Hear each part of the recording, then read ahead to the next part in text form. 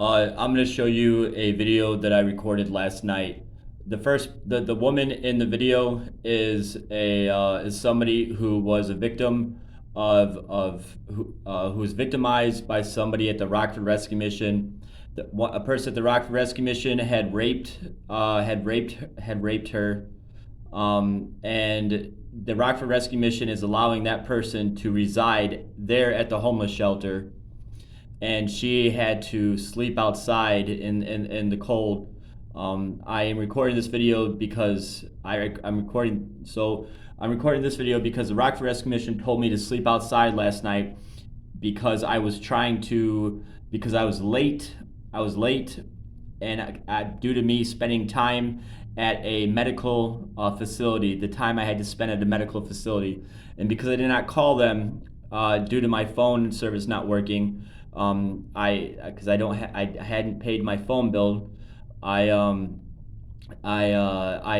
couldn't, because I didn't get in contact with the Rockford Rescue Mission.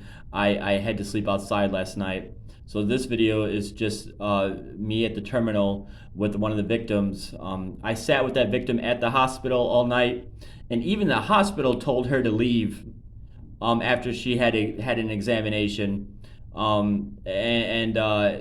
was like at 3 o'clock in the morning, and she had to. The hospital told her that she couldn't sit in the waiting room and wait for the buses to start running again. So she, in the middle of winter, had to go outside at 2 o'clock in the morning, and then walk when it was raining and snowing. But once again, the Rockford Rescue Mission allows this guy who raped her to reside there. So I'm here at the bus station. I'm also again with Andrea.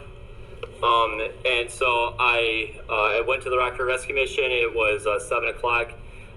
They said that I had to get my sleeping bag, and I have to sleep outside tonight. I have to sleep outside tonight because I was late. I informed them that I was heading to Carpenter's Place. When I went to Carpenter's Place, they said they did not have bus passes. So I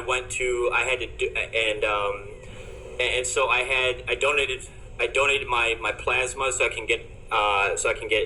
so I would receive money, and I used that to purchase a bus card here at the Rockford RMTD.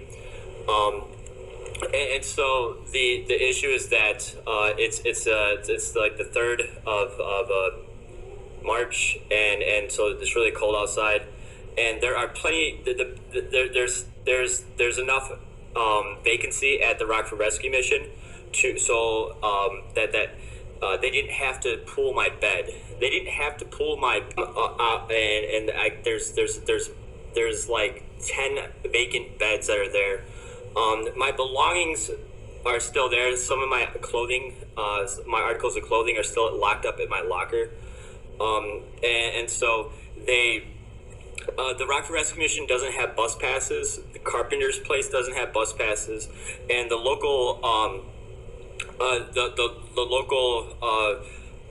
authority said that the last time they gave me a bus pass was the last time they gave me a bus pass 30 days ago. Is the last time they were going to give me a bus pass. So I woke up today at 5 a.m. I went to the pharmacy, and then from the pharmacy I went to the Carpenter's Place and the pharmacy, and then from the pharmacy I went to the plasma center, and it took me 7 hours at the plasma center because it's my first time there. And so I wasn't able to get back to the homeless shelter until like 7 o'clock. The Rockford Rescue Mission wanted me to call them. My phone doesn't work. I'm waiting on a prepaid phone, and so it's getting sent to my home address where I was assaulted. And so at the home address, I was assaulted, and then after I was assaulted, the police were called, and I was told that I was told by the person who assaulted me that I would be the one that's going to jail. When the police came, I explained to them I wasn't able to work out, and I wasn't able to eat, and that police officer asked me if I wanted them to be arrested, and I told him no, because if they get arrested, then I'm going to get hurt by the other individual in the house, And so they went, after the police left, they went and filed an order of protection. And in that order of protection, they actually committed perjury and alleged that I was the one who initiated contact. But the videos that I have obviously show that I was sitting down and they came into my room and they assaulted me. So the thing is that Rockford doesn't offer free bus passes, and so I can't go. So I had to donate my plasma to get a bus card.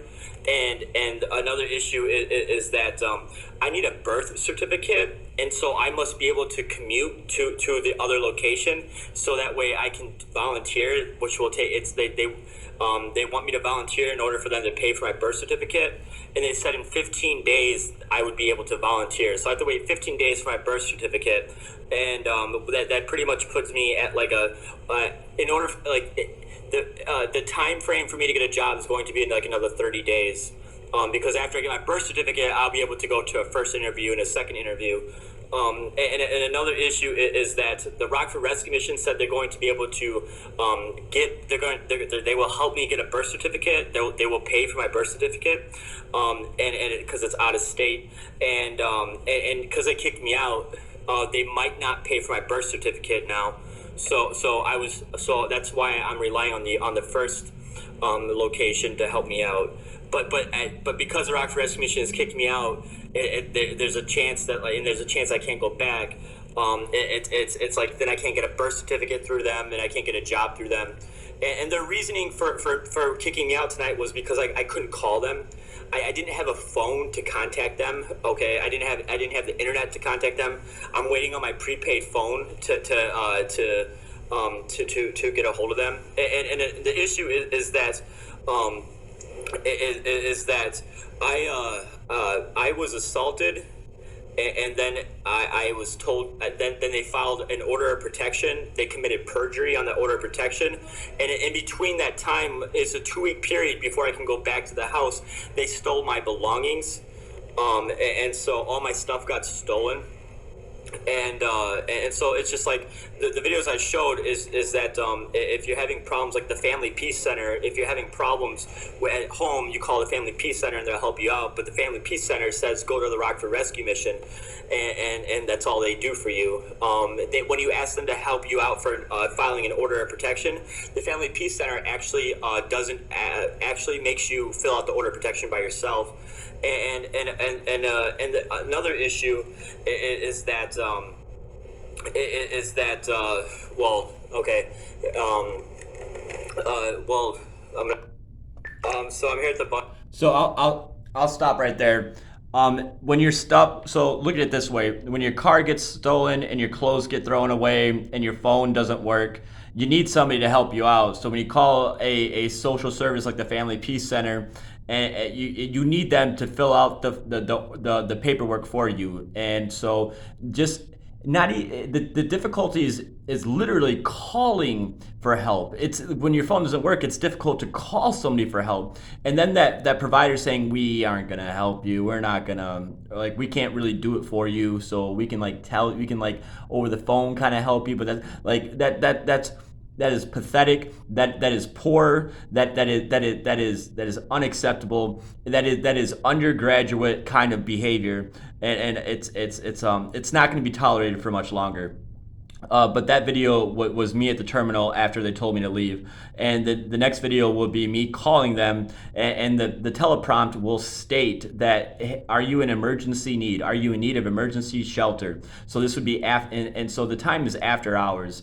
And so I when I call, yes, I'm in need of emergency services. And I just called, but I'm going to do it again on video, where they don't answer their telephone. They don't answer the telephone. So if you're in emergency need, like, you basically have to, you're stranded. The city of Rockford strand you, and this is how this place has been ran for decades, and it's unacceptable. And the people who are funding this are privileged and are so disconnected from reality that it's time for a change.